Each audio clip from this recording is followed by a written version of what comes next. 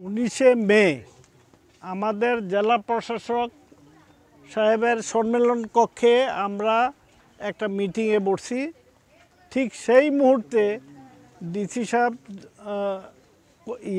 উদ্দীপনকে বলেছেন যে আপনারা কি কার্যক্রম বাস্তবায়ন করেন। তখন উদ্দীপন বলেছে যে আমরা বিভিন্ন শিক্ষা প্রতিষ্ঠানে সহযোগিতা প্রদান করি।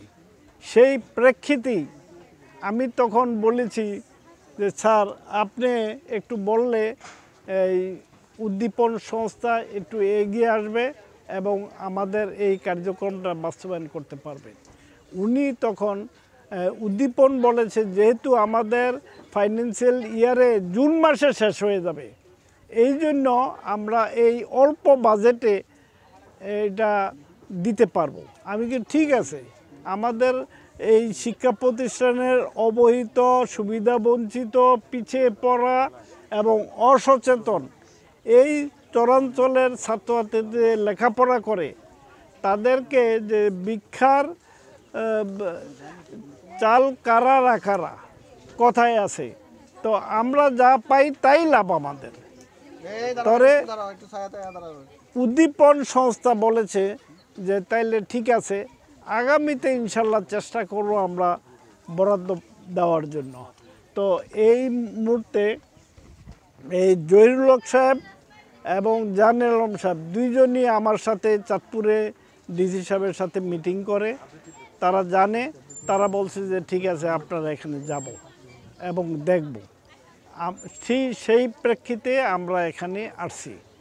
তো আমি আমার স্কুলের স্নেহশীল ছাত্রছাত্রীদের উদ্দেশ্যে একটা কথা বলবো, সেটা হলো যে যৌতুক, বাল্যবিবাহ, মাদক এবং ইভটিজিং এটা কোনো প্রকারে আমরা যাতে জড়িয়ে না পড়ি এবং প্রতিরোধ করব, এটা আমাদের একটা চ্যালেঞ্জ থাকতে হবে। কারণ ইনশাল্লাহ আমরা চাই যে মোল্লাকান্দি যুব সমাজ কল্যাণ সংঘ পরিচালিত MJSKSNM জুনিয়র হাই স্কুলটি এটা একটা ব্যাকগ্রাউন্ড আছে। বহু ছাত্রছাত্রীরা আমরা প্রায় 2500 ছাত্রছাত্রীর লেখাপড়া করাইছি বিনামূল্যে। তারা প্রাইমারি স্কুলে গিয়ে তারা অনেক অগ্রগণ্য ভূমিকা পালন করে। সেই প্রেক্ষিতে তোমাদের একটা ভূমিকা থাকতে হবে যে আমরা যেহেতু এই সংস্থার একটা স্কুলের প্রতিষ্ঠানে লেখাপড়া করি, আমাদের কিন্তু একটা দায়িত্ব থাকতে হবে। আপনারা নিশ্চয়ই জানেন, আমি যেহেতু এনজিওতে আছি, আপনাদেরকে অনেকের কম্বল দেওয়া হয়েছে 100 ফেডারেশনের পক্ষ থেকে। পাইছেন না? অনেকে পাইছেন কম্বল? হ্যাঁ, কম্বল দিছি আমরা, ভালো কম্বল। তারপর এরপর গাছ দিতেছি, আবার আজকে এই প্রোগ্রামটা করলাম। এর মধ্যে প্রায় 40-50টা গাছ এখানে দেব। এটা হলো 26-27 2 দিন পরে এখানে আসবে। এরপরে আবার আসবে প্রায় 300 গাছ আসবে বুড়ো বাংলাদেশ থেকে। ইনশাল্লাহ এই গাছ দরকার হলে প্রয়োজন বোধে বাড়িতেও নিতে পারবা। এইগুলি আবার আম্রপালি আমরা দিয়েছি, আম্রপালি চারা দিয়েছি না অনেকের। আমি এটাতে ফিডব্যাক জেনেছি যে অনেকে কিন্তু আম্রপালি চারা থেকে বড় বড় আম তারা খেয়েছে। এটা আমার কাছে খুব অ্যাচিভমেন্ট। এটাই তো আমাদের অগ্রগণ্য, আমরা এইটাই চাই। তো আজকে যেহেতু সময় স্বল্প, আমাদের একটু তাড়াহুড়া আছে, যেতে হবে। তো সবার কাছে অনুরোধ, ডিসিপ্লিনটা মেনটেন করতে হবে, নিয়ম শৃঙ্খলা পালন করতে হবে। আরেকটা হলো যে স্কুলের গেইটে থাকে শিক্ষার জন্য কি এসো, শিক্ষার জন্য এসো এবং কল্যাণের জন্য বের হয়ে যাও। তোমরা মানুষকে কল্যাণ করবে, এটাই তোমাদের মোটিভ থাকবে।